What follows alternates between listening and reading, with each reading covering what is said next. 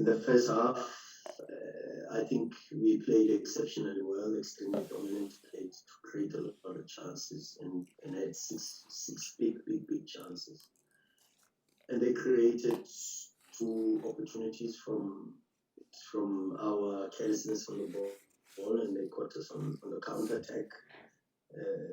The one that Brian Onyango cleared off the line was a big chance, but came from our situation in having a set piece and turning over the ball. And the second chance, even towards the end, we turned over the ball and they created something from that. But to be honest, very stable, too much control, and we didn't feel like we were in trouble for most parts of the second half. I think tactically also we were very, very good. They changed the system a lot, made a couple of changes with the personnel also. And when we were expecting particularly a player like Hamid, who's the number 10 and probably the most important player for them in what we've analyzed, particularly in the games against Express and against Zenaco. And they overloaded the midfield. But today they went with the back 3. And they employed wing backs that were very, very aggressive. But a 3-4-3 sort of formation with a very aggressive wingers that came onto the sides to try and create 2v1 situations on our fullbacks.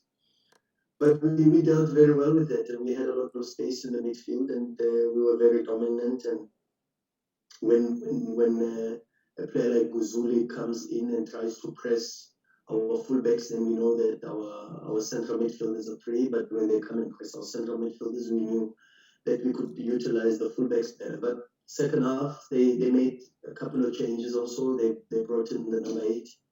They have an extra man in the midfield, which helped them a bit.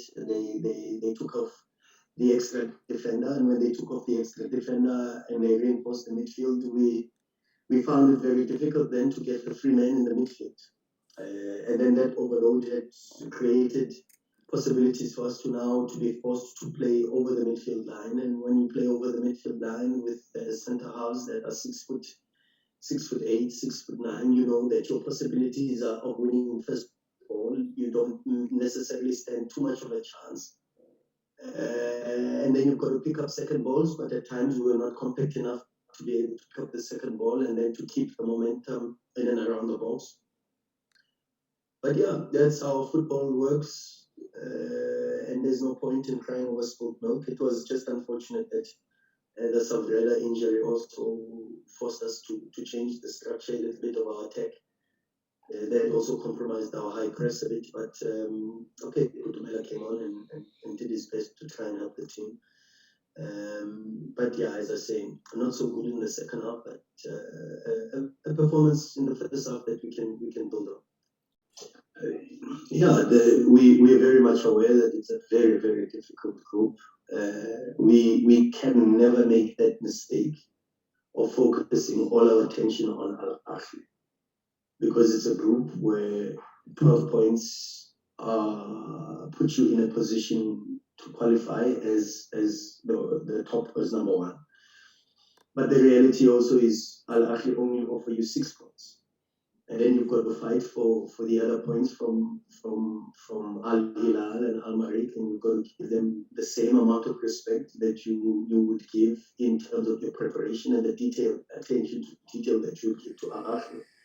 In fact, you probably know that in the other games, Al Merrikh, Al Hilal are probably more important in that space, because everyone was disappointed when we only beat Al Hilal 1-0. But the reality is, if you look at Al Ahly's game against Al Hilal, and when they draw, you realize how important it was to win that match. You know, and we cannot be sidetracked by playing the name instead of playing the matches. We've got matches to play. We've got certain objectives to reach, and we know that the first objective is to qualify from the group. Is not to beat Al Ahly. It is to qualify from the group. We want to be in the knockouts, and to be in the knockouts means that we play every single match, including today's match, to try to win. And that's what we tried to do. So before we even speak about Al Ahly and the next match. We focus on trying to analyze the previous match and try to see why we could not win it, and then try to train and improve. In South Africa, when we kept saying that we are still a team that is working very hard to get better, people were thinking that we were being modest and humble, but that was just the reality. And when people see the performances now and people see where we are, people try to make a lot of noise about it. But when we were 17 points ahead, and we kept saying that we are still a team that still has so much to improve. I know in the local media, a lot of people thought, no, diverting pressure, no, humble, modest, but that is the reality. We are never satisfied whether we win, whether we lose, whether we draw. We know that we have to always keep improving. And that's the work that we continue to do, regardless of domestic competition, Champions League competition, because there are certain targets that we've set for ourselves, and the ambitions of this club are far too great for us to relax and be content with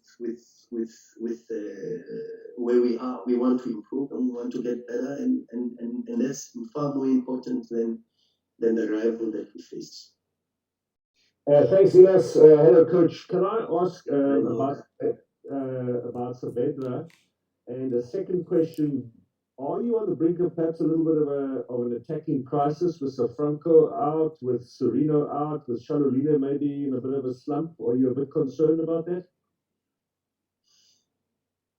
Look, Mark, the reality is we still have possibilities and the depth within the squad, and then we've got to find the solutions. That's why we are here as coaches.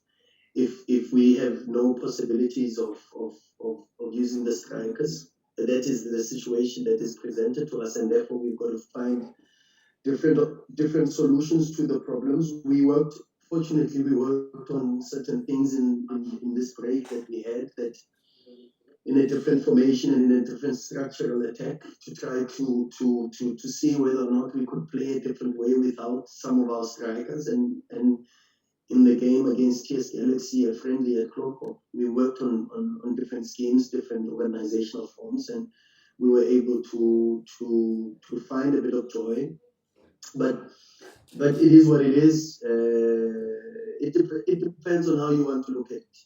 And I always say that life is about perspective. It depends which pair of glasses you want to use. You can look at it as a crisis if you want, but sometimes that doesn't help you, because sometimes when you look from the negative perspective, you are stuck in the possibilities of not even trying to find solutions. But we try to be an organization that is driven by positivity, a lot of positive energy. We try to be leaders that are solution-based leaders, and solution-based leaders are leaders that look for solutions in certain problems, and sometimes even to try to preempt problems, and that's the way we will continue. And of course, I think it's just only a matter of time before Peter scores. We know his qualities. We know what he gives to the team. It's not just about putting the ball into the back of the net. We spoke about it even before. What he gives to the team goes beyond just that final action in and around the box. He's responsible, like all our other strikers, to help us to start defending from the top, to help us with starting to create possibilities for penetrative movements. And as long as he keeps doing that, and the bigger picture is for the team to benefit, then we are content. But that then presents an opportunity not just to a player like Kermit, who came on today and after a very long time and some injuries, that gives him a possibility to also now start pushing for place in the team. Thank you, Coach.